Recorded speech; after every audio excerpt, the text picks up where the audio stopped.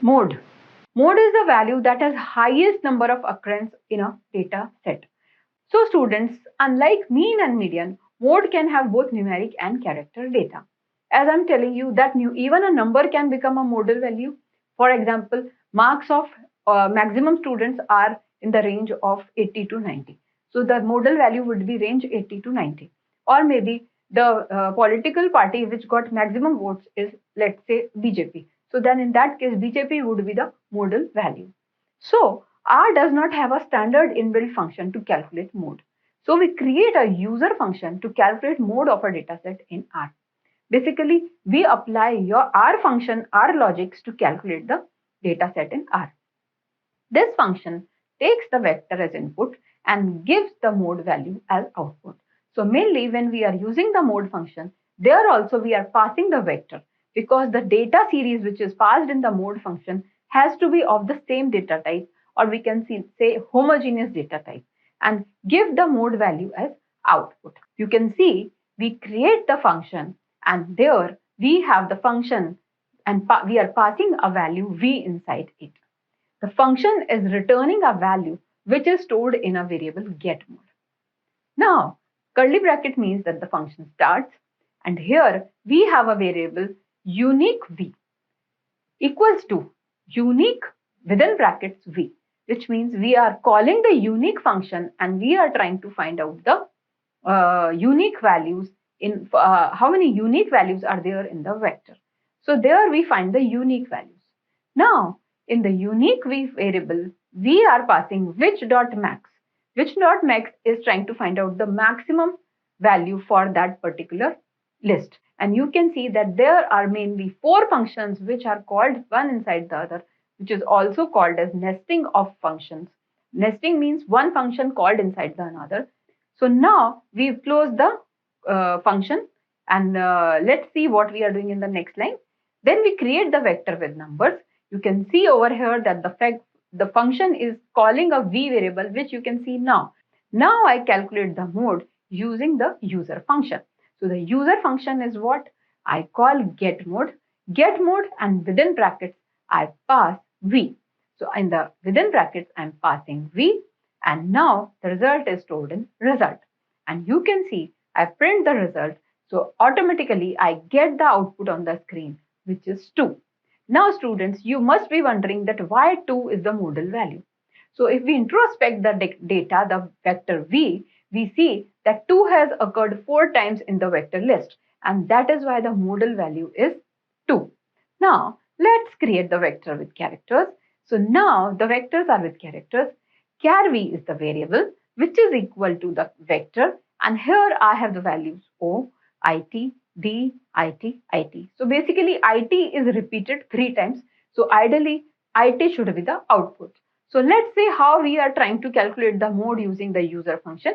So we all know that the name of the user function is get mode. We are calling get mode, and within get mode we are passing char v. Char v is our variable which we are passing, which is the character vector, and now we are storing the result in the variable result. So you can see over here print result, and we are printing it as output. Now let's take the concept of range, IQR, and standard deviation. Now IQR is something which is called as interquartile range. Interquartile range means that when I want to find out the difference between the first quartile and the third quartile. So students, here let's have a look of this example now. Here this example is basically for interquartile range of a vector.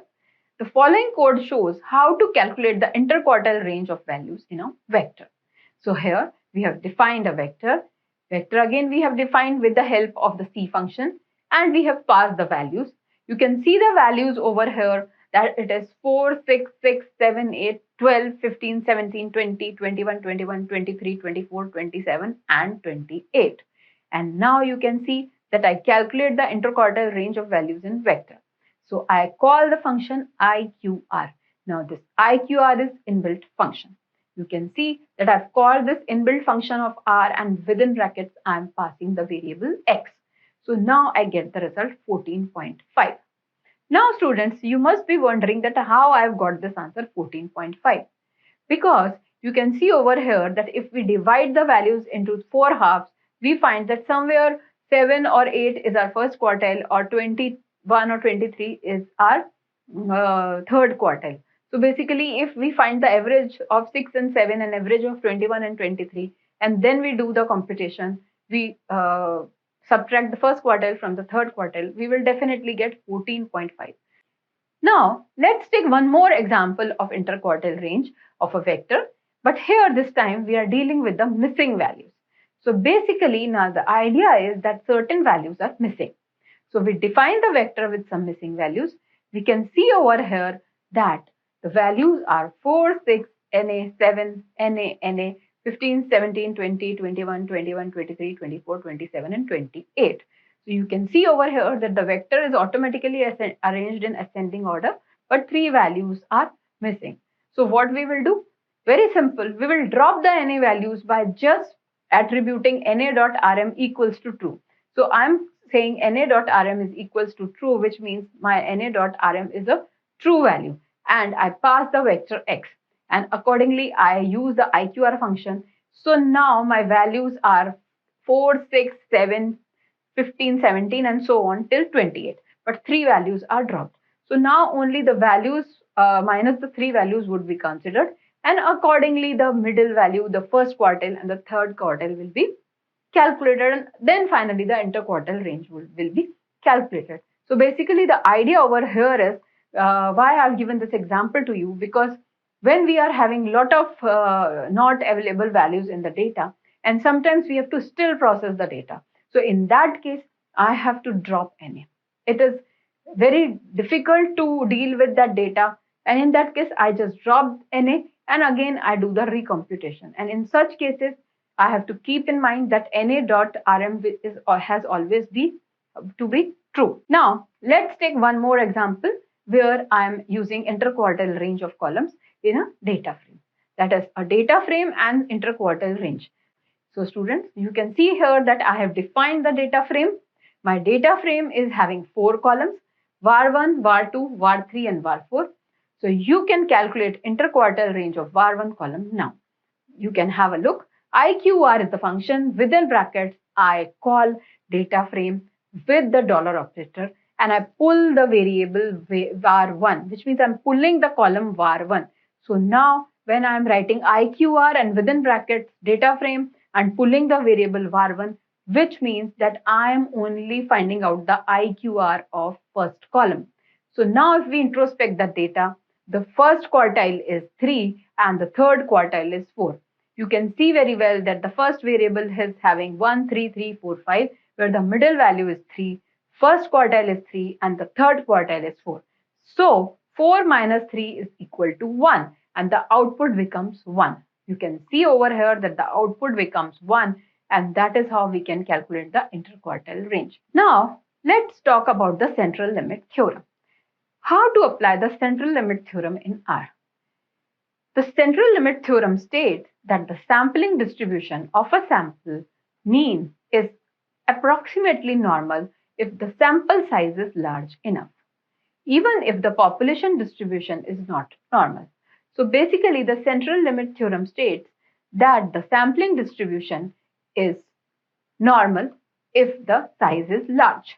So mainly if the size is large, the sample distribution is normal. The central limit theorem also states that the sampling distribution will have the following properties. So the first one is the mean of the sampling distribution will be equal to the mean of the population distribution. Second is the standard deviation of the sampling distribution will be equal to the standard deviation of the population distribution divided by the sample size. So mainly whatever is the standard deviation of the sampling distribution, that will be equal to the standard deviation of the population distribution. So you can see standard deviation is equal to sigma divided by n, where n is the sample size. Now consider this example where applying the central limit theorem in R, we can understand the concept of central limit theorem and also how it can be applied in R. Suppose the width of a turtle's shell follows a uniform distribution with a minimum width of 2 inches and a maximum width of 6 inches. So we are saying that the width of the turtle's shell is having a uniform distribution with a minimum width of 2 inches and a maximum width of 6 inches. That is, if we randomly select a turtle and measure the width of its shell, it's equally likely to be any width between 2 to 6. Now, lower limit is 2 and the upper limit is 6. So if I randomly select a turtle and measure its width, it is equally likely, it means it will be between the range of 2 to 6. So the following code shows how to create a dataset in R that contains the measurement of shell widths for 1000 turtles, uniformly distributed between 2 and 6 inches.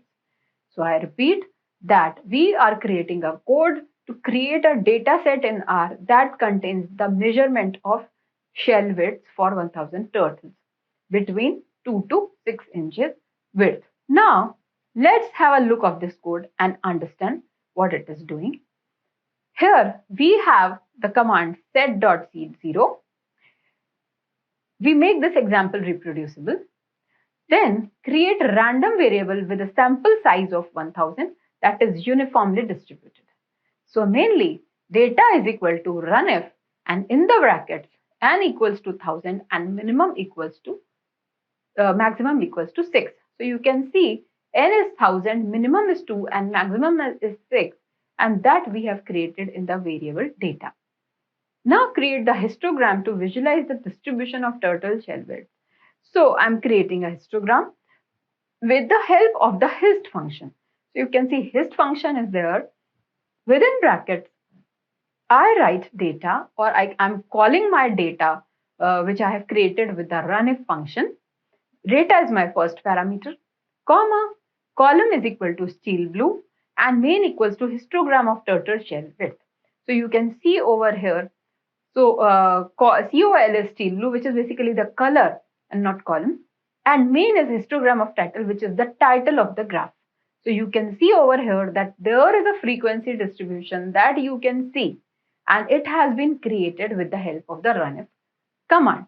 And now you can see that the width is between 2 and 6, which is 2 inch and 6 inch, and the frequency is varying till 150. So that is how we have created a histogram of the data that we have created. Data we have created, which is a sample size of 1000, and it has been created with the help of the runif command. Now, let's talk about normal distribution and the functions for normal distribution.